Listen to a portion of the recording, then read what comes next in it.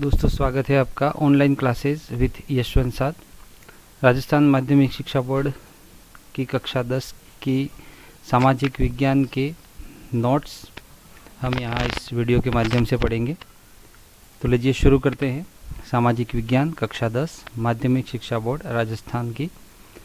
यहाँ आपकी स्क्रीन के ऊपर जो अपनी अनुक्रमणिका में जो पाठ दे रखे हैं उन सभी पाठों की सूची आपको दिखाई देगी और उसके सामने उसके नंबर दिखाई देंगे कि वो पाठ कितने अंक वार को लिए हुए हैं। तो पढ़ाई करने से पहले हमको ये ध्यान रखना है कि हम किस पाठ को कितना वेटेज देना है। हालांकि नॉलेज हमको सभी का चाहिए, परंतु फिर भी जानकारी के लिए ये कुल 80 अंक का अपना सिलेबस है पाठ्यपुस्तक में। पाठ को शुरू करते हैं। राजस्थान माध्यमिक शिक्षा बोर्ड की कक्षा 10 की सामाजिक विज्ञान। दोस्तों, शुरू के इसमें 3 जो पाठ हैं वो भारत के इतिहास से संबंधित हैं, जिसमें पहला पाठ है स्वर्णिम भारत, प्रारंभ से 1206 ईस्वी तक का। दूसरा पाठ है संघर्षकालीन भारत, 1206 ईस्वी से 1757 ईस्वी तक। और तीसरा पाठ है अंग्रेजी साम्राज्य का प्रतिकार एवं संघर्ष, 1757 ईस्वी से 1947 ईस्वी और फिर 1956 ईस्वी तक। यानी 1947 में जब भारत आज़ाद हुआ और उसके बाद 1956 जिसमें हमारे राजस्थान का एकीकरण पूरा हुआ। तो कुल मिलाकर के ये 3 पाठ हमारे भारत के इतिहास से संबंधित हैं, जिनको क्रमशः हम पढ़ेंगे। पहला पाठ स्वर्णिम भारत, प्रारंभ से 1206 ईस्वी तक, जिसका अंकवार 5 है। पहले हम उस समय का जो साम्राज्य विस्तार था हमारा वो देख लेते हैं। तो जैसा कि स्क्रीन पर दिखाई दे रहा है, आज की तारीख में जो देश अलग हो चुके हैं, नए देश बन चुके हैं, वो भी किसी समय में हमारे भारत का अंग हुआ करते थे। ये था हमारा स्वर्णिम भारत। तो लीजिए शुरू करते हैं। स्वर्णिम भारत, प्रारंभ से 1206 ईस्वी तक। पाठ की शुरुआत करते हैं महाजनपद काल से। जैसे हमारे आजकल के राज्य कहे जाते हैं, ठीक वैसे ही उस समय में उनको महाजनपद कहा जाता था। और ये जो समय था जब महाजनपद थे, तो उस समय को महाजनपद काल कहा जाता है। और वो समय था 600 से 325 ईस्वी पूर्व का। ये ईस्वी पूर्व थोड़ा क्लियर कर लेते हैं। ईस्वी पूर्व का मतलब होता है अभी हमारे ईस्वी संवत चल रहा है और वो है 2020। तो ईस्वी संवत जहाँ से शुरू हुआ उससे पहले का जो समय होता है उसको हम ईस्वी पूर्व कहते हैं। तो यहाँ से जैसे अभी 2020 है, जहाँ से इसकी 1 से शुरुआत हुई होगी, वहाँ से भी पहले 600 साल पहले 600 से 325 ईस्वी पूर्व को महाजनपद काल कहा जाता है। 6ठी शताब्दी ईस्वी पूर्व से बौद्ध ग्रंथ अगुत्तर निकाय और जैन ग्रंथ भगवती सूत्र के अनुसार उत्तर भारत में कुल 16 जनपद थे। दोस्तों, यहाँ पर प्रश्न ऐसे भी बन सकता है कि बौद्ध ग्रंथ अगुत्तर निकाय या जैन ग्रंथ भगवती सूत्र के अनुसार उत्तर भारत में कितने महाजनपद थे, या ऐसे भी बन सकता है कि 16 महाजनपद थे। ये हमें किन से इससे नॉलेज मिलता है, किससे हमको जानकारी प्राप्त होती है। ये जो महाजनपद थे वो 2 प्रकार के राज्य कहलाते थे, राजतंत्र प्रकार के और गणतंत्र प्रकार के। राजतंत्र का मतलब होता है जहाँ राजा का पुत्र राजा होता है और ये पीढ़ी दर पीढ़ी चलता रहता है। और गणतंत्र का मतलब होता है कि जहाँ प्रजा अपने राजा को चुनती है, जैसे हमारे देश में प्रजातंत्र, जनतंत्र, गणतंत्र है। कौशल, वत्स, अवंती, मगध ये शक्तिशाली राजतंत्र थे। और कपिलवस्तु के शाक्य, वैशाली के लिच्छवी, मिथिला के विदेह ये सभी गणतंत्र थे। हालांकि 16 महाजनपद थे, परंतु ये मुख्य मुख्य जनपद थे जिनको हमें जानकारी में रखना है।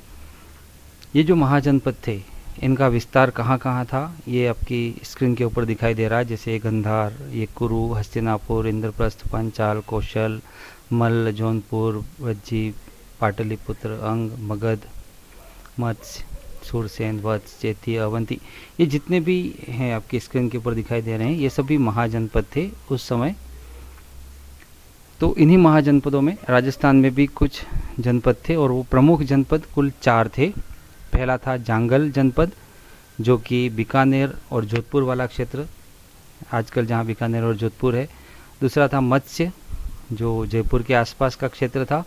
तीसरा था शूरसेन, वो आधुनिक ब्रज जहाँ है आजकल वो क्षेत्र था। और चौथा था शिवी और वो था चित्तौड़गढ़ के आसपास का क्षेत्र। तो ये मुख्य 4 जनपद थे राजस्थान के, जांगल, मत्स्य, शूरसेन और शिवी।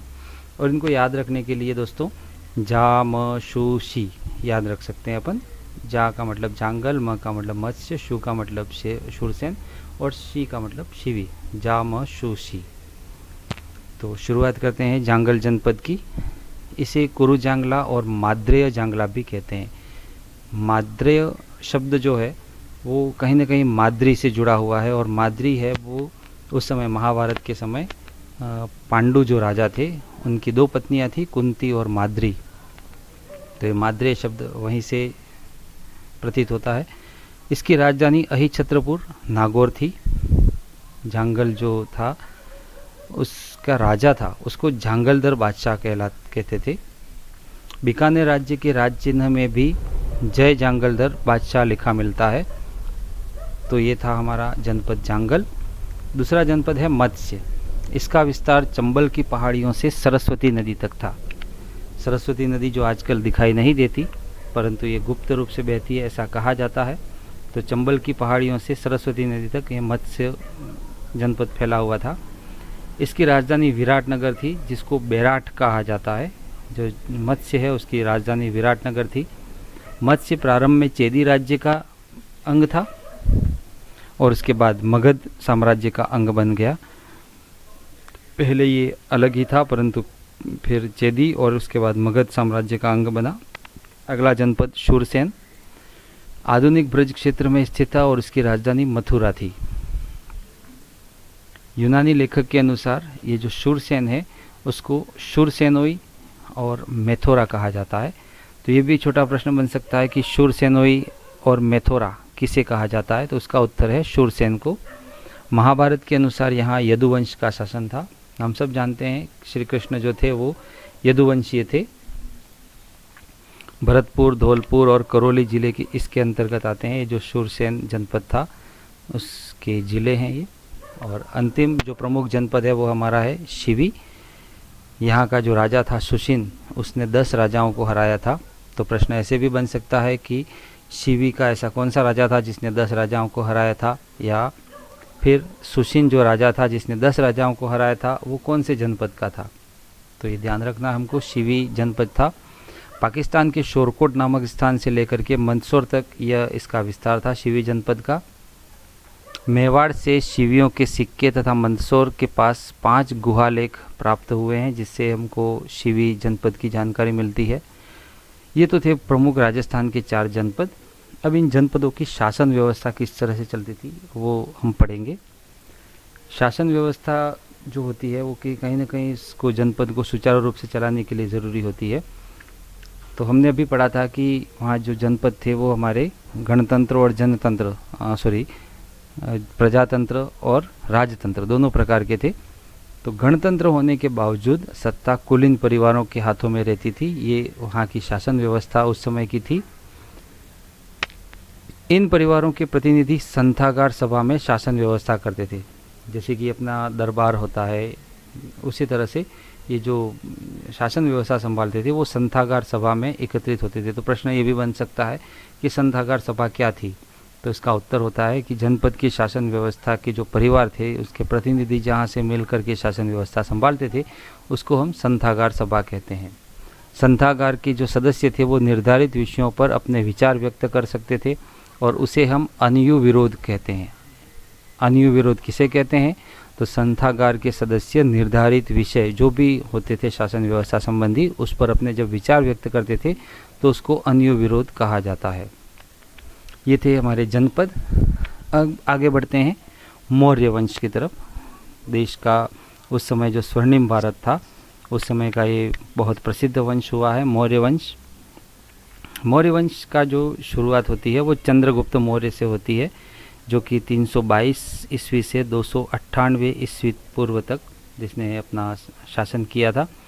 उसके बाद आते हैं बिंदुसार जो 298 ईस्वी पूर्व से 272 ईस्वी पूर्व तक जिन्होंने शासन किया, और बिंदुसार के बाद सम्राट अशोक जिन्होंने 273 ईस्वी पूर्व से 232 ईस्वी पूर्व तक शासन किया था। तो प्रमुख मौर्य वंश के शासक हैं चंद्रगुप्त मौर्य, बिंदुसार और सम्राट अशोक। मौर्य साम्राज्य या मौर्य वंश को पढ़ने से पहले हम देख लेते हैं कि मौर्य साम्राज्य कहाँ कहाँ तक फैला हुआ था। जैसा कि आपकी स्क्रीन पर दिखाई दे रहा है, लगभग भारत, पाकिस्तान और अफ़गानिस्तान। थोड़ा सा ये हम अगर इसका पूर्वी अंश छोड़ दें और थोड़ा सा दक्षिण का भाग छोड़ दें तो संपूर्ण भारत पर मौर्य साम्राज्य फैला हुआ था। मौर्य साम्राज्य की जो हम पढ़ाई कर रहे हैं उसमें मौर्य वंश सबसे पहला चंद्रगुप्त मौर्य, जिसने 322 ईस्वी पूर्व से 298 ईस्वी पूर्व तक शासन किया। 16 महाजनपदों में एक मगध महाजनपद था जिसका राजा था धनानंद। वो अत्यंत विलासी था, जिसे पराजित करके कौटिल्य का शिष्य चंद्रगुप्त मौर्य 25 वर्ष की आयु में राजा बना था। ये कहानी सबने सुनी होगी चाणक्य की, कि उसने चंद्रगुप्त मौर्य जो उसका शिष्य था उसके द्वारा धनानंद को हराया, और धनानंद ने जब कौटिल्य या चाणक्य का जब अपमान किया था तो उस अपमान के बदले में धनानंद को उसकी सत्ता से हटा दिया था और चंद्रगुप्त मौर्य मौर्य वंश की स्थापना की थी उसने। चंद्रगुप्त मौर्य ने यूनानी शासक सेल्यूकस निकेटर को भी 305 ईस्वी पूर्व में पराजित किया था। ये जो चंद्रगुप्त मौर्य था उसने यूनान का एक आक्रमणकारी आया था सेल्यूकस निकेटर, उसको भी 305 ईस्वी में पूर्व में पराजित किया। सेल्यूकस की पुत्री हेलेना का विवाह चंद्रगुप्त से हुआ और मेगस्थनीज राजदूत के रूप में यहाँ रहा। चंद्रगुप्त हालांकि उससे विवाह नहीं करना चाहता था। ये आजकल टीवी पर अपना एक धारावाहिक भी प्रसारित होता है चाणक्य, और उसमें ये दिखाया गया है, तो इससे भी हमको जानकारी प्राप्त हो सकती है किस तरह से ये कूटनीति और राजनीति में ये सब चीज़ें हुई थी। चंद्रगुप्त ने विशाल भारतीय साम्राज्य की स्थापना की थी और वृद्धावस्था में चंद्रगुप्त मौर्य ने ही भद्रबाहु से जैन धर्म की दीक्षा ली थी। 298 ईस्वी पूर्व में श्रवण बेलगोला मैसूर में उपवास करके अपना शरीर त्यागा था चंद्रगुप्त मौर्य ने। जैन धर्म की जो परंपरा होती है या जो तरीका होता है उसके अनुसार उपवास के बाद अपना शरीर त्यागा था 298 ईस्वी पूर्व में। तो चंद्रगुप्त मौर्य जो 322 ईस्वी पूर्व से 298 ईस्वी पूर्व तक रहा और उसने पूरे एक विशाल भारतीय साम्राज्य की स्थापना की। उसके बाद आते हैं बिंदुसार 298 ईस्वी पूर्व से 272 ईस्वी पूर्व तक। यह चंद्रगुप्त मौर्य का पुत्र था जिसे यूनानी कहते थे आमित्रोचेट्स। प्रश्न ये भी बन सकता है कि यूनानी आमित्रोचेट्स किसे कहते थे, तो उसका उत्तर है बिंदुसार, या बिंदुसार का दूसरा नाम यूनानी क्या लेकर के पुकारते थे, तो इसको कहा गया है आमित्रोचेट्स। वायु पुराण में इसे भद्रसार और जैन ग्रंथों में इसे सिंहसेन कहा है। देखिए छोटे छोटे प्रश्न कि भद्रसार किसे कहा गया है या जैन ग्रंथों में सिंहसेन किसे कहा गया है, तो दोनों का उत्तर है बिंदुसार। दिव्यावदान के अनुसार तक्षशिला में 2 विद्रोह हुए जिसका दमन करने के लिए उसने पहले अशोक और फिर बाद में सुशीम को भेजा। ये दोनों उसके पुत्र थे, अशोक और सुशीम। तो तक्षशिला में जब विद्रोह हुए थे तो उनका दमन करने के लिए पहले तो अशोक को भेजा और उसके बाद सुशीम को भेजा था बिंदुसार ने। बिंदुसार के दरबार में यूनानी शासक एंटियोकस प्रथम में डायमेकस को राजदूत के रूप में नियुक्त किया था। ठीक है, ये ध्यान रखना कि कौन सा यूनानी शासक था और किसको राजदूत के रूप में नियुक्त किया था, तो राजदूत था डायमेकस। प्लिनी के अनुसार मिस्र के राजा फिलाडेल्फस, जिसको टोलमी द्वितीय भी कहा गया है, उसने डियानिसियस नामक मिस्र का राजदूत इस दरबार में भेजा था। तो 2 राजदूत आते हैं, एक यूनान और एक मिस्र से, तो दोनों को नाम भी याद रखना है हमको। यूनान से आए थे डायमेकस राजदूत और मिस्र से आए थे डियानिसियस। बिंदुसार के बाद राजा बनता है अशोक। अशोक बहुत प्रिय शासक हुआ और उसके बारे में कई सारी कहानियां हैं, कहीं पढ़ी होंगी और नहीं भी पढ़ी होंगी, तो थोड़ी बहुत यहाँ इस वीडियो के माध्यम से भी जानकारी मिल जाएगी। अशोक का शासन रहा 273 ईस्वी पूर्व से 232 ईस्वी पूर्व तक। जितने भी अभिलेख प्राप्त हुए हैं उन सभी में इसका नाम देवानाम प्रिय और देवानाम पियदस्सी भी मिलता है। तो अशोक के ये 2 नाम भी हैं जिनको हम याद रख सकते हैं, देवानाम पिय और देवानाम पियदस्सी। अशोक का विवाह विदिशा की राजकुमारी से हुआ और उसकी पुत्री हुई थी संघमित्रा और पुत्र हुआ था महेंद्र। तो अशोक की एक पुत्र महेंद्र और उसकी अशोक की एक पुत्री संघमित्रा, जो कि विदिशा की राजकुमारी के विवाह के बाद पैदा हुए थे। उसकी रानी का नाम कहीं कारुवाकी भी मिलता है, अशोक की रानी का नाम कहीं कारुवाकी भी मिलता है। और उसकी भी एक फिल्म आई थी अशोका द ग्रेट, जिसमें अशोक की कहानी पूरी मिलती है, इसमें कारुवाकी का भी उल्लेख है। राज्याभिषेक के बाद उसने अपनी सीमाएं बढ़ाना शुरू की। जैसे ही उसका राज्याभिषेक हुआ तो उसके बाद उसने अपनी सीमाएं बढ़ाना शुरू कर दिया। राज्याभिषेक के 8वें वर्ष में 261 ईस्वी पूर्व में अशोक का कलिंग आक्रमण बहुत प्रसिद्ध है। जैसा कि मैंने अभी शुरू में बताया था कि उसकी कई सारी कहानियाँ प्रचलित हैं, तो उसमें कलिंग आक्रमण या कलिंग विजय बहुत ज़्यादा प्रसिद्ध है। और उस कलिंग की जो विजय हुई थी उसके बाद ही उसका मन बदल गया था। उसका जो नरसंहार हुआ था, अपार जन धन की हानि हुई थी, उसके बाद उसने अपना जो साम्राज्य विस्तार का जो बात थी उसको थोड़ा उसने बदल दिया। और ये बात हमको मिलती है हाथी गुम्फा अभिलेख में। हाथी गुम्फा अभिलेख के अनुसार इस युद्ध के बाद उसने शस्त्र त्याग दिए थे और बौद्ध धर्म ग्रहण कर लिया था। ये जो कलिंग है वो आजकल उसको हम उड़ीसा कहते हैं। तो ये हाथी गुम्फा अभिलेख का भी एक प्रश्न बन सकता है कि इस अभिलेख के अनुसार उसने शस्त्र त्याग दिए थे, तो उसका उत्तर है हाथी गुम्फा अभिलेख के अनुसार। राजतरंगिणी कल्हण की ये प्रसिद्ध पुस्तक हुई है, उसके अनुसार इससे पूर्व अशोक शिव का उपासक था। जब कलिंग आक्रमण हुआ उसके पहले अशोक शिव का उपासक था, परंतु कलिंग आक्रमण के बाद उसने बौद्ध धर्म ग्रहण कर लिया था और बाद में मोगलीपुत्र तिस के प्रभाव में आकर के बौद्ध धर्म ग्रहण किया था। प्रश्न ये भी बन सकता है कि अशोक ने कलिंग आक्रमण के बाद किसके प्रभाव में आकर के बौद्ध धर्म ग्रहण किया, तो उसका उत्तर है मोगलीपुत्र तिस। बराबर की पहाड़ियों में आजीविकों हेतु 4 गुहाओं का निर्माण किया उसने, और वो 4 गुहाएं हैं सुदामा, चौपाल, विश्व झोपड़ी और कर्ण। ये 4 गुहाओं के नाम भी याद रखने हैं, सुदामा, चौपाल, विश्व झोपड़ी और कर्ण। राज्याभिषेक के 10वें वर्ष में बोध गया और 20वें वर्ष में लुम्बिनी कपिलवस्तु में उसने धम्म यात्रा की। ये धम्म के बारे में हम आगे भी पढ़ेंगे, अभी इसको शॉर्ट में समझ लेते हैं कि अशोक ने जो धर्म अपनाया था उसे धम्म कहा गया है। रुमिमदेई अभिलेख के अनुसार भूमि कर को घटाकर उसने 1/8 कर दिया। पहले जो भूमि कर ज़्यादा था उसको घटा करके कम कर दिया, और ये इस अभिलेख रुमिमदेई अभिलेख के अनुसार हमको जानकारी मिलती है। राज्याभिषेक से संबंधित लघु शिलालेख में अशोक ने स्वयं को बुद्ध शाक्य कहा है।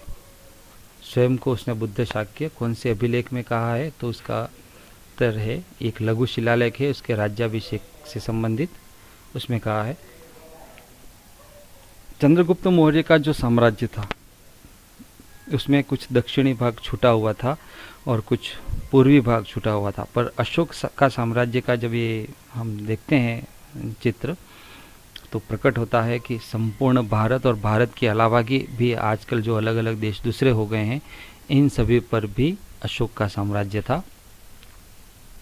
तो अशोक जो था वो महान शासक हुआ है अपने देश में, स्वर्णिम भारत के अंदर। पढ़ते हैं अब अशोक और धम्म। मनुष्य की नैतिक उन्नति हेतु जो भी आदर्श हैं वह धम्म कहलाता है। धर्म की बहुत अच्छी व्याख्या उसने की है कि धर्म क्या है, और उसका उत्तर है कि मनुष्य की नैतिक उन्नति हेतु जो भी आदर्श हैं वो सभी धर्म कहलाते हैं। धम्म की परिभाषा 2 और 7वें स्तंभ लेख में है। ये भी प्रश्न आ सकता है कि अशोक के धम्म की परिभाषा कहाँ लिखी गई है, तो इसका उत्तर है कि धम्म की परिभाषा 2 और 7वें स्तंभ लेख में है। 3 अभिलेख के अनुसार अल्प संग्रह और अल्प व्यय भी धम्म का विधान है। एक और बात कि उसने कहा कि भाई जो अल्प संग्रह, कम अपने को इकट्ठा रखना है और कम खर्चा करना है, वो भी एक तरह का धर्म है। बाबरू शिलालेख के अनुसार उसने त्रिरत्न या त्रिशरणम में अपनी आस्था प्रकट की। त्रिरत्न और त्रिशरणम हम सभी जानते हैं, धम्मम शरणम, बुद्धम शरणम, संघम शरणम।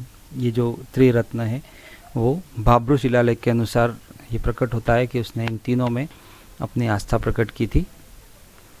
सांची रायसेन मध्य प्रदेश और सारनाथ वाराणसी उत्तर प्रदेश। सांची है रायसेन मध्य प्रदेश में और सारनाथ वाराणसी उत्तर प्रदेश में है। लघु स्तंभ लेख में अशोक ने कौशाम्बी और पाटलिपुत्र के महामात्रों को संघ में फूट डालने वालों को बहिष्कृत करने को कहा। यहाँ पर यह प्रश्न बन सकता है कि अशोक ने संघ में जो फूट डालने वाले थे उनको बहिष्कृत करने का उल्लेख कहाँ किया, तो उसका उत्तर यहाँ पर है सांची और सारनाथ के जो स्तंभ लेख हैं उसमें। प्रथम शिलालेख में यज्ञ के लिए पशुवध को मना कहा, पशुवध या हिंसा नहीं करनी है, ऐसा उसने प्रथम शिलालेख में कहा है। तो ये था अशोक और उसका धम्म। अगला पढ़ते हैं हम अशोक की धम्म यात्रा। शिकार को छोड़ करके अशोक ने धम्म यात्रा की, जिसका अर्थ है वृद्धों, श्रमणों और ज़रूरतमंदों को स्वर्ण का दान करना। राजा महाराजा पहले शिकार करते थे, तो उसने शिकार को छोड़ करके फिर जो धम्म यात्रा शुरू की, और उस धम्म यात्रा का अर्थ होता है वृद्ध, श्रमण और जो ज़रूरतमंद है उनको दान करना, स्वर्ण का दान करना। अशोक ने प्रत्येक 5 वर्ष में प्रादेशिक राजूकों और युक्तकों को धर्म प्रचार की यात्रा हेतु भेजा और उसे अनुसंधान कहा गया। उसके राज्य में 5 वर्ष में, प्रत्येक 5 वर्ष में प्रादेशिक राजूक और युक्तक जो थे उनको धर्म प्रचार की यात्रा के लिए भेजा और उस धर्म प्रचार की यात्रा को अनुसंधान कहा है। उसके राज्याभिषेक के 13 वर्ष में धम्म महामात्रों की नियुक्ति की, जो उसके धम्म के अनुसार कार्य करते थे। और उसका धम्म क्या था, अभी अपन ने थोड़ी देर पहले ही पढ़ा था। तो उसने इन धम्म महामात्रों की नियुक्ति की, क्यों की, तो उसका उत्तर है उसके धर्म के अनुसार कार्य करने के लिए। अशोक प्रथम शासक हुआ जिसने अभिलेखों के माध्यम से प्रजा को संबोधित किया। ऐसा इसके पहले किसी राजा ने नहीं किया था कि अभिलेख लिखवा करके अपनी प्रजा को संबोधित करे या ऐसे कुछ लिख करके उन सबको सही रास्ते पर लाने की कोशिश करे या धर्म के रास्ते पर लाने की कोशिश करे। ऐसा अशोक ने पहली बार किया। और अभिलेख लिखने की जो प्रेरणा थी उसको ईरान के राजा डेरियस प्रथम से मिली थी। ये याद रखने लायक बात है कि उसने जो अभिलेख लिखे थे उसकी प्रेरणा उसको कहाँ से मिली थी, तो उसका उत्तर है ईरानी राजा दारा, जिसको डेरियस प्रथम भी कहा जाता, उससे उसको अभिलेख लिखने की प्रेरणा मिली। उसके अधिकांश अभिलेख ब्राह्मी लिपि में है, जबकि पश्चिमी उत्तर भारत मानसेहरा, शाहबाजगढ़ी के जो अभिलेख हैं वो खरोष्ट लिपि में है। तो ये भी प्रश्न आ सकता है कि उसके अभिलेख कौन सी लिपि में लिखे गए हैं, तो दोनों लिपि में है, पर अधिकांश ब्राह्मी लिपि में है, जबकि पश्चिम उत्तर भारत के जो अभिलेख हैं वो खरोष्टी लिपि में है। दूसरे और तीसरे अभिलेख में यवन नरेश एंटियोकस द्वितीय का उल्लेख है। यवन नरेश एंटियोकस का उल्लेख कौन से अभिलेख में है, दूसरे और तीसरे अभिलेख में। अशोक के अभिलेख को पहली बार जेम्स प्रिंसेप ने पढ़ा। जेम्स प्रिंसेप ने ही अशोक के अभिलेखों को पहली बार पढ़ने में सफलता हासिल की। ताम्रपर्णी, जिसको हम आजकल श्रीलंका कहते हैं, कि राजा तिस्स ने अशोक को देवानाम पिय की उपाधि दी। उसके पहले भी हम 2 नाम पढ़ चुके हैं। एक और नाम अशोक के लिए आया, देवानाम पिय। वो ताम्रपर्णी राजा श्रीलंका जो आजकल है, तिस्स ने, उस राजा, वहाँ का जो राजा था, उसने अशोक को ये उपाधि दी थी। पहली बार अशोक का पुत्र महेंद्र बोधि वृक्ष का एक भाग लेकर के श्रीलंका पहुँचा। ये जो हमारे बोधि वृक्ष है जहाँ पर बुद्ध को ज्ञान प्राप्ति हुई थी, उसका एक भाग लेकर के श्रीलंका पहली बार अशोक का पुत्र महेंद्र पहुँचा था। 40 वर्ष शासन करने के बाद 232 ईस्वी पूर्व में अशोक की मृत्यु हुई। तो अशोक ने कलिंग विजय के पश्चात बहुत सारे धर्म के लोगों की सेवा के, परोपकार के काम किए और इसीलिए अशोक महान कहा जाता है। अशोक के उत्तराधिकारी आगे कौन हुए और फिर मौर्य साम्राज्य का पतन कैसे हुआ, यह हमारा अगला टॉपिक है। अशोक के बाद कुणाल राजा बना, जिससे दिव्यावदान में धर्म विवर्धन कहा गया है। दिव्यावदान में धर्म विवर्धन किसे कहा गया है? तो वो है अशोक के बाद जो राजा बना था कुणाल, उसको धर्म विवर्धन कहा गया है। राज तरंगिणी के अनुसार उस समय जलोक कश्मीर का राजा था। राज तरंगिणी कल्हण की जो किताब पुस्तक है उसके अनुसार उस समय जो जलोक था वो कश्मीर का राजा था। कुणाल के पुत्र दशरथ ने नागार्जुनी गुफाएं आजीवकों को दान में दी। कुणाल का जो पुत्र हुआ दशरथ, उसने नागार्जुनी गुफाएं आजीवकों को दान में दी। बृहद्रथ अंतिम मौर्य सम्राट था जिसके ब्राह्मण मंत्री पुष्यमित्र शुंग ने उसकी हत्या कर दी और उसके बाद फिर एक नया राजवंश स्थापित हुआ जिसको कहा जाता है शुंग वंश। तो जो मौर्य साम्राज्य था, चंद्रगुप्त, फिर बिंदुसार, फिर अशोक, उसके बाद अंतिम में बृहद्रथ अंतिम मौर्य सम्राट हुआ और उसके बाद शुंग वंश की स्थापना हुई और उसकी शुरुआत की थी पुष्यमित्र शुंग ने। चलिए मौर्य प्रशासन के बारे में पढ़ते हैं कि किस तरह से उनकी शासन व्यवस्था कैसे चलती थी। पहले हमने पढ़ा था जनपद में शासन व्यवस्था कैसे थी, अब पढ़ रहे हैं हम मौर्य प्रशासन किस तरह से चलता था। तो मौर्य प्रशासन 3 भागों में बटा हुआ था। पहला केंद्रीय प्रशासन, दूसरा प्रांतीय प्रशासन और तीसरा नगर शासन। केंद्र, प्रांत और नगर, 3 भागों में उसकी प्रशासन व्यवस्था थी। केंद्रीय प्रशासन के अंतर्गत एक तो आते थे समाहर्ता जो राजस्व के संबंधित थे और दूसरे थे सन्निधाता जिसको कोषाध्यक्ष कहा जाता है। ये भी छोटा प्रश्न आ सकता है कि समाहर्ता किस संबंध में काम करते थे और सन्निधाता कौन कहलाते थे। तो ये दोनों केंद्रीय प्रशासन से संबंधित थे, समाहर्ता और सन्निधाता। प्रांतीय प्रशासन में जो प्रांत थे उनके जो अधिपति होते थे या उनको जो चलाते थे उनको कुमार कहा गया है। प्रांत के बाद आते थे विषय और उनको चलाने वाले थे विषयपति। विषय के बाद आते थे जिला और जिला को चलाने वाले होते थे स्थानिक। और फिर उसके बाद जिला के बाद 10 गांवों से मिलकर के एक गोप उसको चलाता था। स्थानिक, गोप और ग्राम तीनों के ऊपर प्रदेश जी होता था। इस तरह से प्रांतीय प्रशासन काम करता था।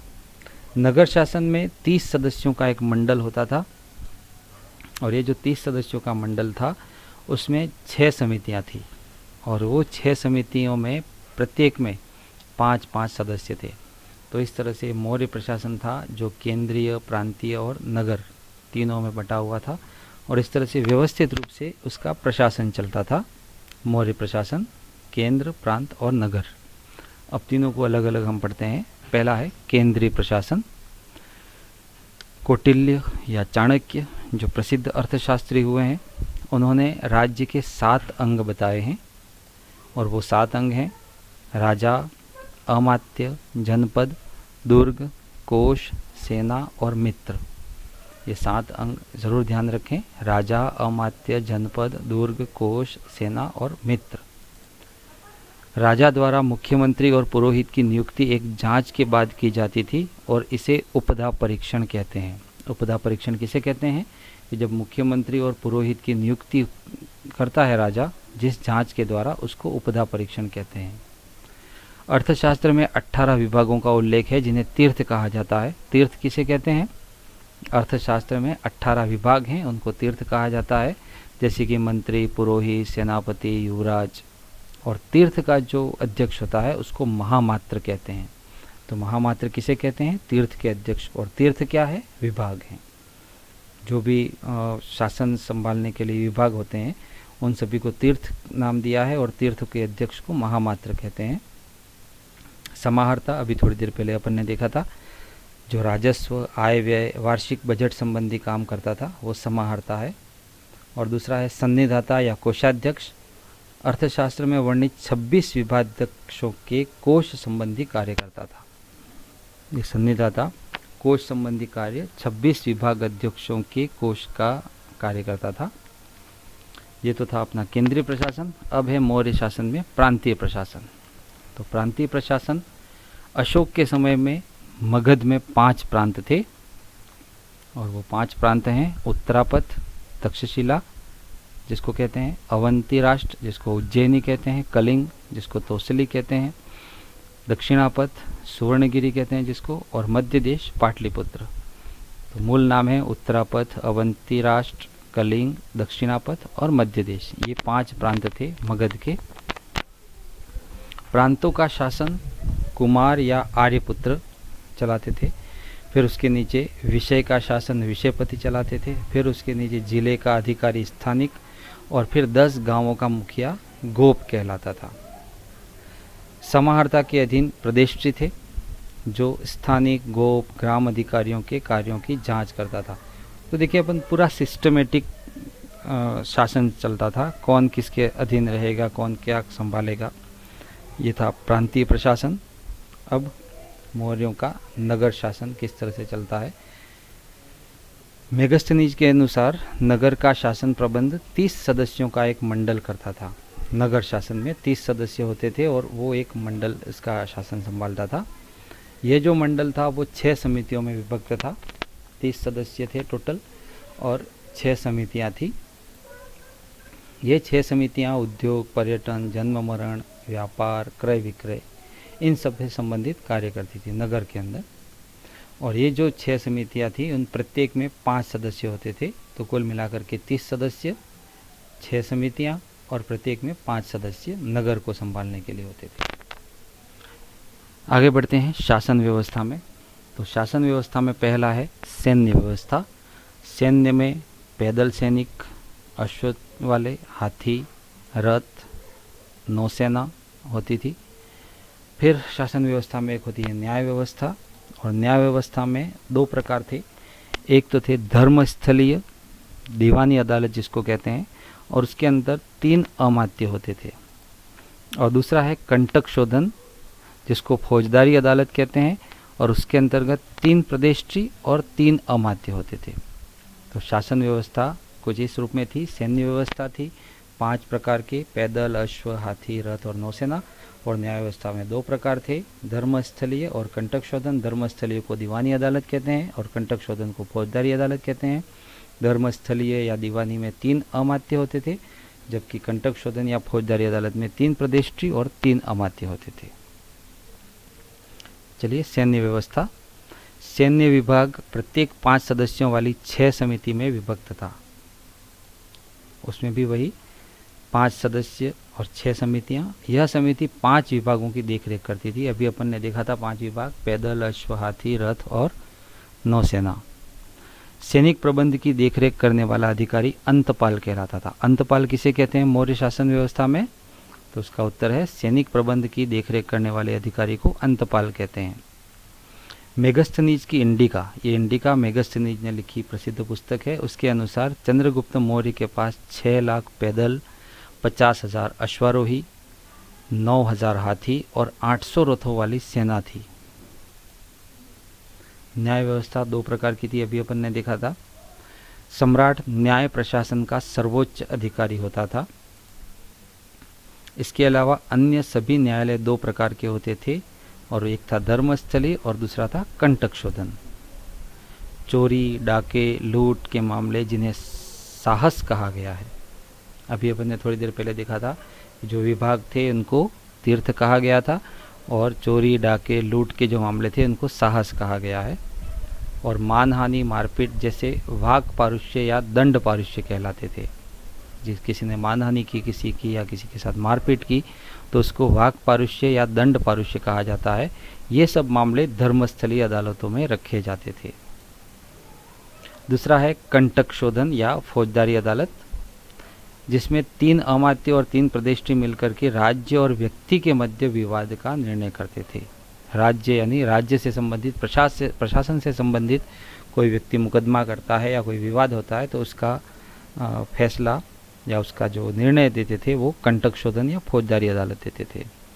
नगर न्यायाधीश को व्यावहारिक महामात्र और जनपद न्यायाधीश को राजयुग कहते थे। नगर का जो न्यायाधीश था उसको व्यावहारिक महामात्र और जनपद न्यायाधीश को राजयुग कहा जाता था। चाणक्य के अनुसार या कौटिल्य के अनुसार कानून के 4 मुख्य अंग हैं, और वो हैं धर्म, व्यवहार, चरित्र और शासन। चाणक्य के अनुसार कानून के 4 मुख्य अंग कौन से हैं? तो वो है धर्म, व्यवहार, चरित्र और शासन।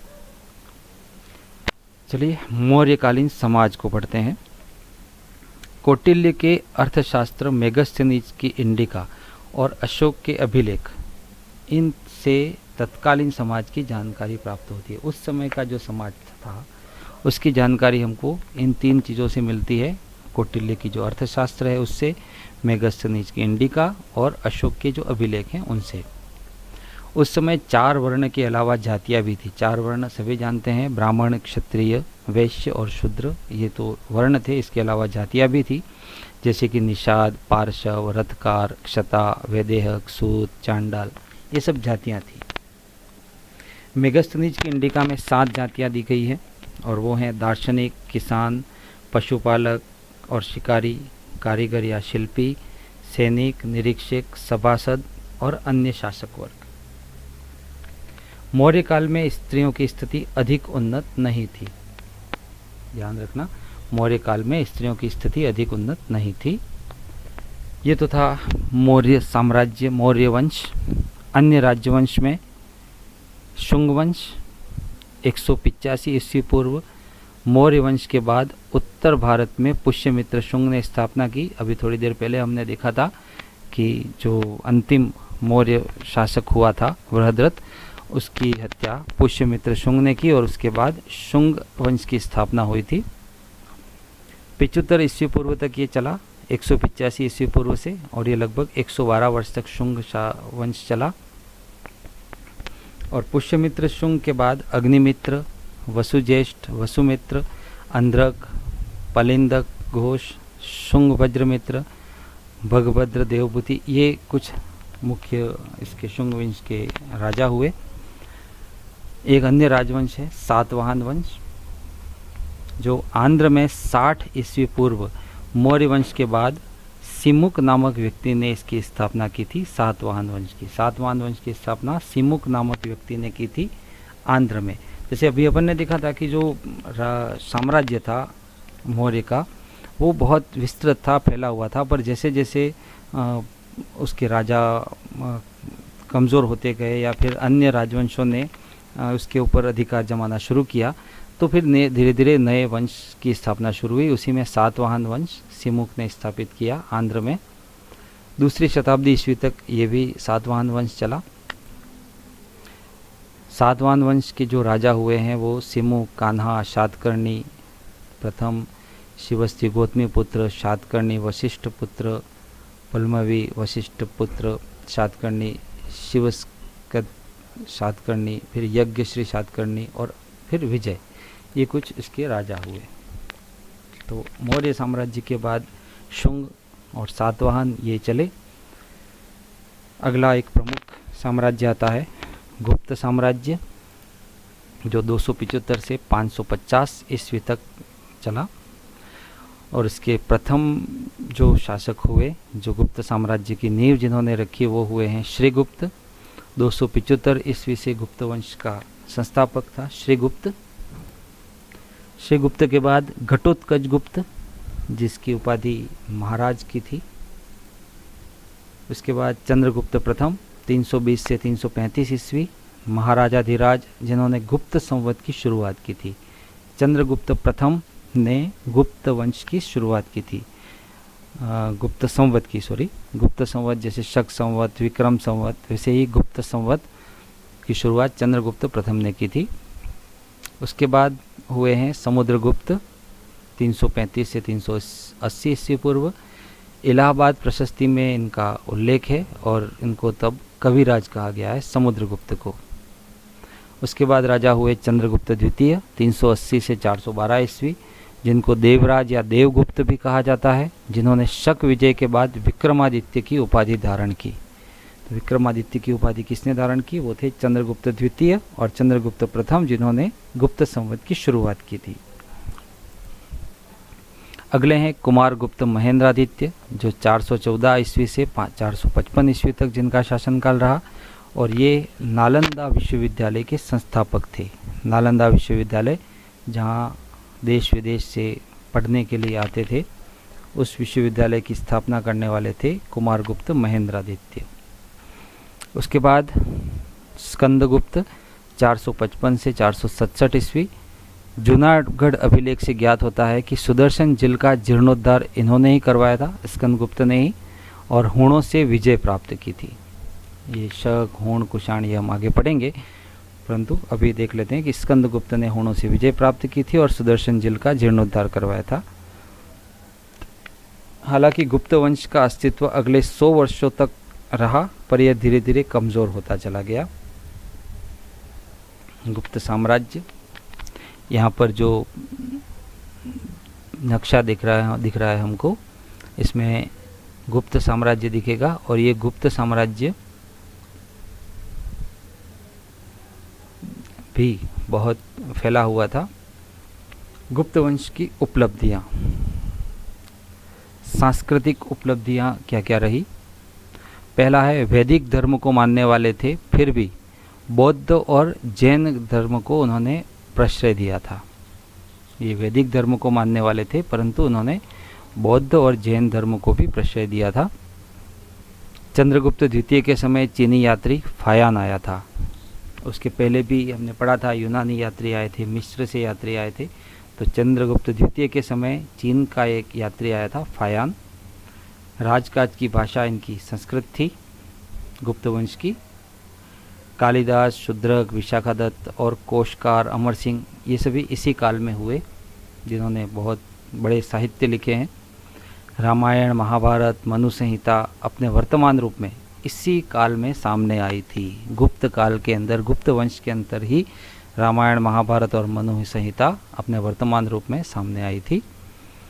इसी समय गुप्त काल में ही आर्यभट्ट, वराहमिहिर और ब्रह्मगुप्त हुए हैं, जिनको पूरा देश जानता है। आर्यभट्ट को, वराहमिहिर और ब्रह्मगुप्त को। अजंता की गुफाएं, दिल्ली का लोह स्तंभ, नालंदा की 80 फुट की बुद्ध प्रतिमा, सुल्तानगंज की 7.5 फुट की प्रतिमा भी इसी गुप्त काल के अंतर्गत निर्मित हुई। गुप्तकालीन समाज, गुप्तकालीन समाज 4 वर्णों में विभक्त था, और 4 वर्ण अभी थोड़ी देर पहले ही तुमको बताया था आप सबको, ब्राह्मण, क्षत्रिय, वैश्य और शूद्र, और उसमें ब्राह्मण सर्वोच्च थे। वर्णों का आधार कर्म न होकर के जन्म था। बहुत पहले वैदिक समय में वर्णों का आधार जन्म न होकर के कर्म था, परंतु अब गुप्त वंश या गुप्त काल में अब वर्णों का आधार कर्म न होकर के जन्म हो गया था। स्त्रियों का स्थान महत्वपूर्ण था। अभी हमने गुप्त के पहले जो मौर्य साम्राज्य या मौर्य वंश पढ़ा था, उसमें स्त्रियों की स्थिति इतनी अच्छी नहीं थी, परंतु यहाँ पर स्त्रियों का स्थान महत्वपूर्ण था। 8 प्रकार के विवाहों का प्रचलन था, जिसमें गांधर्व विवाह, असुरी विवाह, कई सारे अलग अलग तरह के विवाह हैं। इन सभी विवाहों का प्रचलन था। मिश्रित जातियाँ रहती थी, जिसमें मूर्ध्वा, शिक्त, कर्ण, अम्बष्ट, पारश, पार्शव, ये सब जातियाँ थी। पुत्र के अभाव में संपत्ति पर पत्नी का अधिकार हो जाता था गुप्तकालीन समाज में। अगर किसी का पति की मृत्यु हो जाती है, तो अगर उसके कोई पुत्र नहीं है, तो पूरी संपत्ति के ऊपर उसकी पत्नी का अधिकार हो जाता था। चलिए कुछ अन्य राजवंश के बारे में भी पढ़ लेते हैं। पहला है वर्धन वंश, पुष्यभूति वंश। 6ठी शताब्दी ईस्वी में दिल्ली के पास थानेश्वर में ये हुआ। फिर है पाल वंश, 750 ईस्वी में बंगाल में। राष्ट्रकूट वंश 736 ईस्वी में नासिक, जिसकी राजधानी थी। गुर्जर प्रतिहार वंश 725 ईस्वी में गुजरात में। चोल वंश उत्तरवर्ती चोल राज्य दक्षिणापथ में।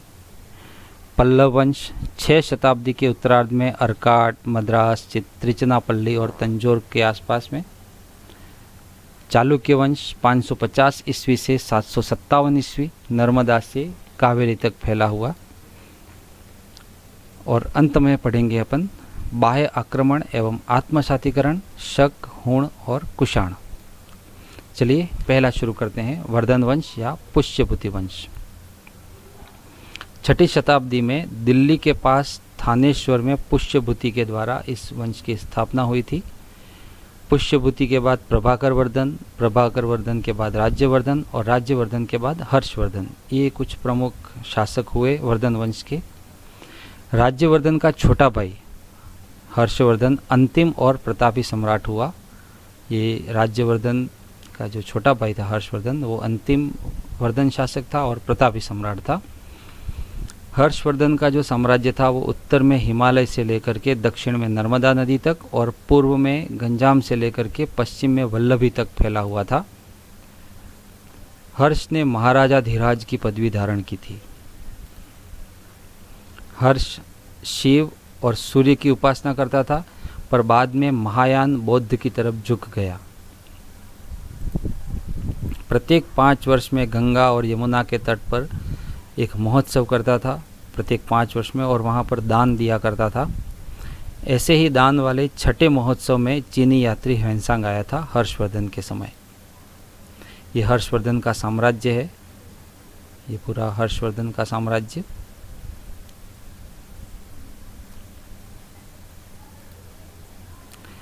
अगला है पाल वंश। बंगाल में 750 ईस्वी में गोपाल के द्वारा पाल वंश की शुरुआत हुई थी। बंगाल, पाल, गोपाल याद रखने के लिए। दूसरा शासक धर्मपाल, गोपाल के बाद दूसरा शासक धर्मपाल सबसे प्रतापी राजा हुआ पाल वंश का। और धर्मपाल के बाद उसका पुत्र देवपाल 810 से 850 ईस्वी में, उसके समय में साम्राज्य दुर्बल हो गया पाल वंश का, और 12वीं शताब्दी तक ये बहुत ही कमज़ोर हो गया, अत्यंत क्षीण हो गया। ये सभी बौद्ध धर्म के अनुयायी थे, पाल वंश के जितने भी राजा थे वो सब। इनके समय में शिक्षा और वास्तुकला में बहुत उन्नति हुई। अगला है राष्ट्रकूट वंश, जिसकी स्थापना दंती दुर्ग ने 736 ईस्वी में की। इस वंश के 14 शासकों की राजधानी नासिक रही थी। कृष्ण प्रथम ने एलोरा का कैलाशनाथ मंदिर बनाया। राष्ट्रकूट वंश के कृष्ण प्रथम ने एलोरा का कैलाशनाथ मंदिर बनवाया था। छठे शांतिप्रिय शासक अमोघ वर्ष ने 64 वर्ष तक शासन किया था। ये सबसे ज़्यादा समय है अमोघ वर्ष का राष्ट्रकूट वंश का। राष्ट्रकूटों का पराभव कल्याणी के चालुक्यों द्वारा हुआ। कल्याणी के चालुक्यों के द्वारा राष्ट्रकूट वंश की समाप्ति हुई थी। ये राष्ट्रकूट वंश के जितने भी राजा थे वो वैदिक धर्म के प्रबल समर्थक थे। कई मंदिरों का निर्माण, संस्कृत कन्नड़ साहित्य का पोषण इन्होंने किया। अरबों ने इनको बल्हारा या बल्लराज का संबोधन दिया। राष्ट्रकूटों को अरबों ने क्या संबोधन दिया? बल्हरा या बल्लराज का। अगला है गुर्जर प्रतिहार वंश। गुर्जर, गुजरात। नागभट्ट प्रथम नामक सामंत ने 725 ईस्वी में गुजरात में इस वंश की स्थापना की थी। वत्सराज ने सम्राट की पदवी धारण की इन्हीं गुर्जर प्रतिहार वंश में। वत्सराज का पुत्र हुआ फिर नागभट्ट द्वितीय, उसने कन्नौज को अपनी राजधानी बनाया। गुर्जर प्रतिहार वंश का सबसे प्रतापी राजा भोज प्रथम था, जिसको मिहिर भोज भी कहा जाता है। भोज प्रथम या मिहिर भोज, सबसे प्रतापी राजा गुर्जर प्रतिहार वंश का। भोज के समय ही अरब यात्री सुलेमान आया था। देखिए, यूनान से आ गए, चीन से आ गए, अब अरब यात्री सुलेमान भोज के समय में आया था। कर्पूर मंजरी नाटक के लेखक राजशेखर और महेंद्रपाल के समय में हुए थे। महेंद्रपाल के समय में कर्पूर मंजरी के नाटक राजशेखर हुए। महमूद गजनवी के हमले के समय कन्नौज का राजा राज्यपाल था, जिसने उसकी अधीनता स्वीकार कर ली थी। मोहम्मद गजनवी का जब आक्रमण हुआ था तो उस समय कन्नौज का राजा था राज्यपाल, और उसने मोहम्मद गजनवी की अधीनता स्वीकार कर ली थी। कन्नौज में गढ़वाल राठौर के उद्भव से 11वीं शताब्दी में इनका पतन हुआ। गुर्जर प्रतिहार वंश का पतन गढ़वाल राठौर के उद्भव के बाद 11वीं शताब्दी में इनका पतन हो गया। अगला है चोल वंश, उत्तरवर्ती चोल राज्य। तमिल भाषी दक्षिण भारत में चोल वंश प्रतिस्थापित हुआ। तमिल भाषा में उच्च कोटि का साहित्य सृजन हुआ इस वंश के समय में। करिकाल नामक राजा ने पुहार या पुहार नगर की नींव रखी थी। चोल वंश का एक राजा हुआ था करिकाल, और उसके समय में पुहार या पुहार नगर की नींव रखी। उसने सिंहल से युद्ध किया और कावेरी नदी के किनारे 100 मील लंबे बांध का निर्माण किया था। करिकाल ने सिंहल से युद्ध किया और कावेरी नदी के किनारे 100 मील लंबे बांध का निर्माण किया। राजधानी को उरकपुर या उरियूर से कावेरी पत्तनम भी इसी ने किया, करिकाल ने ही। एक और राजा हुए चोल वंश के, आदित्य ने पल्लवों और पांड्यों को हराया था। चोल राजराज प्रथम 985 से 1013 ईस्वी सिंहल सहित दक्षिणी भारत का एक छत्र सम्राट बना। तंजौर में शिव का मंदिर राजराजेश्वर या बृहदेश्वर बनाया, और वो राजा थे राजराज प्रथम, जिन्होंने तंजौर में शिव मंदिर बनाया, राजराजेश्वर या बृहदेश्वर। उसके पुत्र राजेंद्र प्रथम ने जो 1016 से 1044 तक शासन किया, उसने बंगाल और मगध तक जीत हासिल की और गंगेकोंड की उपाधि धारण की। गंगेकोंड की उपाधि किसने ग्रहण की थी? राजेंद्र प्रथम ने। चोल वंश के राजेंद्र प्रथम ने गंगेकोंड की उपाधि ग्रहण की। इस वंश का अंतिम शासक राजेंद्र कुलोत्तुंग प्रथम हुआ 1070 से 1122 ईस्वी, जिसकी माँ चोल थी और उसका पिता चालुक्य था। इस नए वंश ने 40 वर्षों तक शासन किया। स्क्रीन के ऊपर राष्ट्रकूट, गुर्जर प्रतिहार और चोल साम्राज्य दिखाई दे रहे हैं। राष्ट्रकूट, गुर्जर प्रतिहार, ये जो, और ये चोल, ये जो हुए ना, पहले हमारा गुप्त साम्राज्य, मौर्य साम्राज्य, ये जो एक छत्र था, अब धीरे धीरे जैसे जैसे वो ख़त्म होते गए या उनकी जो सामर्थ्य था वो ख़त्म होता गया अगले राजाओं का, तो धीरे धीरे नए राजा पैदा हुए और उन्होंने अपना अपना क्षेत्र बांट लिया। चोल यहाँ पर, फिर ये राष्ट्रकूट, ये गुर्जर प्रतिहार, ये सब अलग अलग अपने अपने क्षेत्र में ऐसे बांट लिया। इस तरह से ये धीरे धीरे कभी एक छत्र शासन रहा, फिर बाद में अलग अलग अपने अपने राष्ट्रकूट, गुर्जर प्रतिहार, चोल साम्राज्य इस तरह से स्थापित होते गए। चलिए पढ़ते हैं चोल प्रशासन, कला और समाज। पहले चोल प्रशासन। संपूर्ण चोल राज्य 6 प्रांतों में बटा हुआ था और उनको मंडलम कहा जाता था। मंडलम का उपविभाग कोट्टम होता था, कोट्टम का उपविभाग नाडु कहलाता था, कुर्रम और फिर ग्राम पंचायत। इस तरह से ये भी, जैसे हमने पहले पढ़े थे, अलग अलग शासन बटे हुए होते हैं शासन प्रशासन चलाने के लिए, ठीक वैसे ही चोल प्रशासन भी बटा हुआ था। नाडु की सभा को नाट्टर और नगर की श्रेणियों को नगरतार कहा जाता था। भूमि की उपज का छठा भाग लगान के रूप में राजा को मिलता था। जो भी उपज होती थी उसका छठा भाग लगान के रूप में राजा लेता था। इस समय प्रचलित सोने का सिक्का कासू कहलाता था, जो 16 औंस का होता था। चोल प्रशासन में जो सोने का सिक्का चलता था उसको कासू कहते थे और वो 16 औंस का होता था। चोल प्रशासन के पास मजबूत सेनाएं थी, सिंचाई के लिए बड़ी योजनाएं भी उन्होंने की। अगला पढ़ते हैं अपन चोल कला। इन्होंने द्रविड़ मंदिर शैली में निर्माण कराया। जो मंदिरों के निर्माण की शैली है वो उन्होंने द्रविड़ रखी थी। इसमें वर्गाकार विमान होता था, मंडप, गोपुरम, कलापूर्ण स्तंभों से युक्त बृहद सदन, सजावट के लिए पारंपरिक सिंह या चाली, ब्रैकेट तथा संयुक्त स्तंभ होते थे। ये द्रविड़ मंदिर शैली है। इन्होंने नहर प्रणाली विकसित की सिंचाई के लिए। नटराज शिव की कांसे की मूर्तियां भी सर्वोत्कृष्ट मानी जाती थी उस समय, और ये चोल कला का एक अच्छा उदाहरण है, नटराज शिव की कांसे की मूर्तियां। मंदिरों में गोपुरम शैली का विकास इसी समय हुआ। मंदिरों में जो शैली होती है गोपुरम की, उसका विकास भी इसी समय चोल कला में हुआ। अगला पढ़ते हैं चोल समाज। चोल जो समाज था वो शैव धर्म का अनुयायी था, यानी शिव को मानने वाले थे।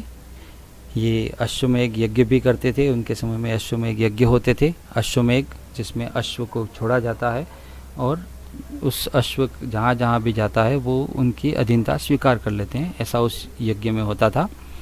स्त्रियां संपत्ति की स्वामिनी होती थी। स्त्रियों की स्थिति, इससे हमको लगता है कि स्त्रियों की स्थिति अच्छी थी चोल समाज में। दास और देवदासी प्रथा प्रचलित थी। ये आगे की कक्षाओं में आप लोग पढ़ेंगे दास और देवदासी प्रथा क्या होती थी। तो ये प्रथा भी प्रचलित थी चोल समाज में। अगला है पल्लव वंश।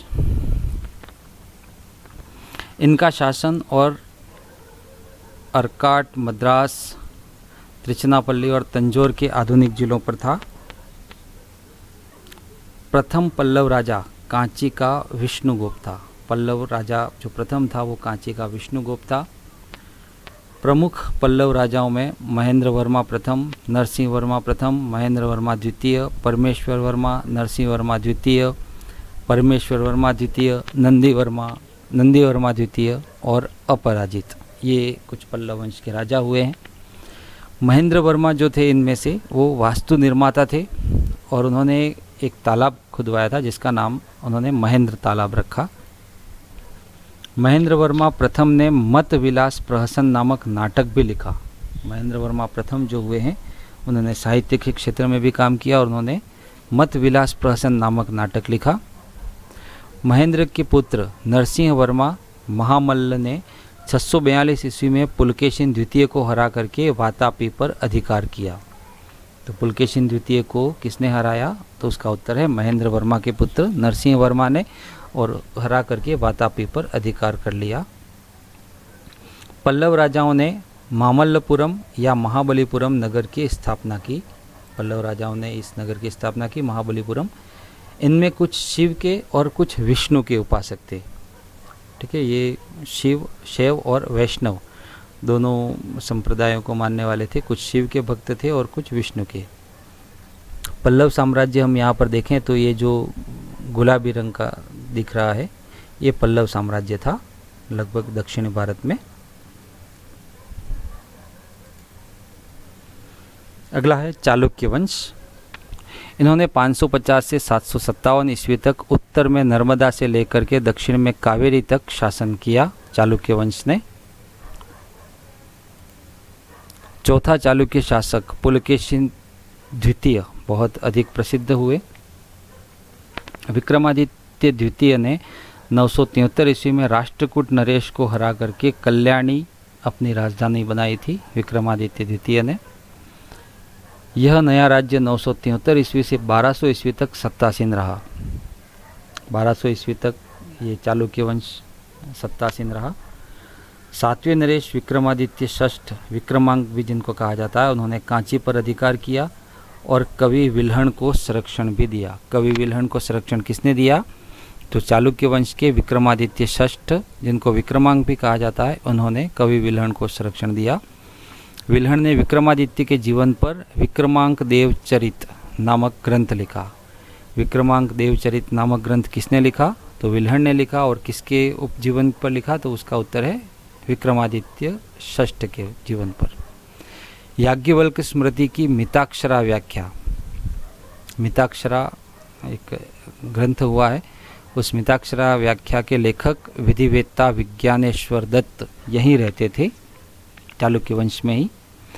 मिताक्षरा को हिंदू कानून का एक आधिकारिक ग्रंथ माना जाता है। मिताक्षरा क्या है? तो इसका उत्तर है मिताक्षरा को हिंदू कानून का एक आधिकारिक ग्रंथ माना जाता है। ये तो हुए भारत के अंदर राजा। अब हम पढ़ते हैं कि भारत के ऊपर बाहरी आक्रमण भी हुए उस समय, और उस समय जो बाहरी आक्रमण हुए इसमें पहला पढ़ते हैं अपन शक। यह जो शक जाति थी वो मध्य एशिया की एक लड़ाकू जनजाति थी। मध्य एशिया से आए थे ये। अफगानिस्तान और बलूचिस्तान के बाद बोलन दर्रे से होकर के लगभग 71 ईस्वी पूर्व में यह भारत में आए। कालकाचार्य कथानक में इन्हें सगकुल या शककुल कहा गया है। सगकुल या शककुल किसे कहा गया है? तो शक जनजाति को। और किसमें? तो इसका उत्तर है कालकाचार्य कथानक में। यह उत्तरापथ, मथुरा, अवंती, सौराष्ट्र और महाराष्ट्र तक फैल गए थे। शक यहाँ तक फैले हुए थे। तक्षशिला में शक शासक मावेज और एजेज थे, जिनका विनाश पल्लवों द्वारा हुआ।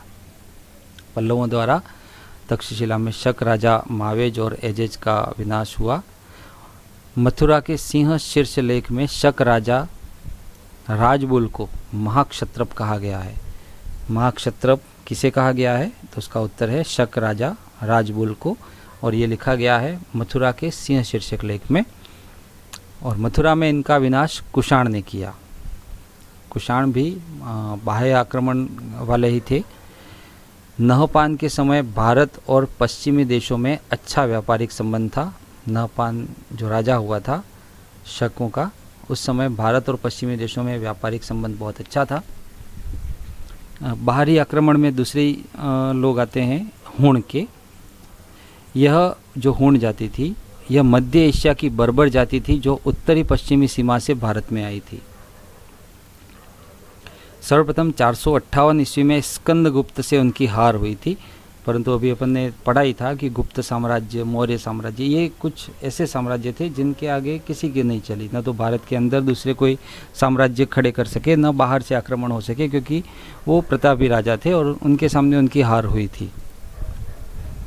बाद में तोरमाण नामक सरदार के द्वारा गुप्त साम्राज्य को नष्ट करके पंजाब, राजपुताना, सिंध और मालवा पर अधिकार किया और महाराजाधिराज की पदवी धारण की। तोरमाण नामक सरदार जो हूण का हुआ था उसने। तोरमाण का पुत्र मिहिर कुल था जिसने सियालकोट को अपनी राजधानी बनाया।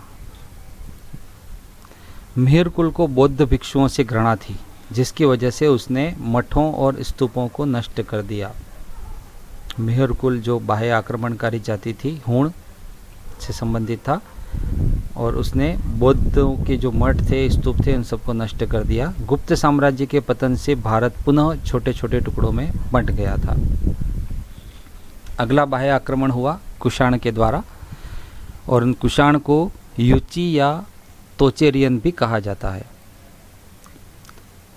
कुजुल कडफिसस प्रथम, उसने वैदिक धर्म ग्रहण किया था। ये बाह्य आक्रमणकारी थे पर उन्होंने वैदिक धर्म ग्रहण किया था। विम कडफिसस द्वितीय जो था वो शैव मत का अनुयायी बन गया बाद में, और उसने अपने नाम से सोने के सिक्के चलाए। तो कुषाण जो थे वो शक और हूण से थोड़े अपने यहाँ आत्मसातीकरण में आगे आए उनसे बनिस्बत, जिन्होंने वैदिक धर्म ग्रहण किया, किसी ने शैव मत ग्रहण किया। कनिष्क एक प्रमुख कुषाण राजा हुआ जिसके समय में कश्मीर के कुंडल वन में आचार्य वसुमित्र की अध्यक्षता में चौथी बौद्ध संगीति हुई। एक और अभी हमने पढ़ा था कि जो मिहिर कुल था उसको बौद्धों से घृणा थी और उसने कई मठ और विहार को समाप्त कर दिया, नष्ट कर दिया। जबकि जो कुषाण जाति थी उसने यहाँ पर उसकी समय में यहाँ पर चतुर्थ बौद्ध संगीति हुई थी। तो ये प्रश्न भी याद करने लायक है कि कश्मीर पे कुंडल वन में आचार्य वसुमित्र की अध्यक्षता में चौथी बौद्ध संगीति हुई थी। उस समय राजा कौन था? तो उसका उत्तर है कुषाण का कनिष्क राजा था। कनिष्क की पहली राजधानी पेशावर और दूसरी मथुरा थी। कनिष्क ने 78 ईस्वी में शक संवत शुरू किया। इसके पहले हमने एक और संवत देखा था, अभी एक और संवत आया। 78 ईस्वी में शक संवत कनिष्क ने शुरू किया। उसने कश्मीर को जीत करके वहाँ कनिष्कपुर नामक नगर की स्थापना की, कनिष्क ने ही। कनिष्क के दरबार में पार्श, वसुमित्र, बौद्ध विचारक, अश्वघोष, गणितज्ञ नागार्जुन और चरक ये सभी थे। उस समय रोम से उन्नत व्यापार शुरू हुआ और भारत में आर्थिक समृद्धि आई। तो कुषाण के समय भारत में आर्थिक समृद्धि आई। कुषाण साम्राज्य ये हम देखें तो ये कुषाण साम्राज्य है जो उधर पाकिस्तान, अफ़गानिस्तान और इधर ये राजस्थान, फिर ये पूरा इलाका ये कुषाण साम्राज्य का है। आत्मसातीकरण का मतलब ये होता है कि घुल मिल जाना, अपने नॉर्मल शब्दों में समझें इसको तो शक, हूण और कुषाण विदेशी थे, परंतु वे धीरे धीरे भारतीय समाज और संस्कृति में आत्मसात हो गए, घुल मिल गए। इनमें कुछ शैव मत और कुछ वैदिक धर्म पालन में भी आगे बढ़े। कनिष्क ने बौद्ध धर्म की काफ़ी सेवा की।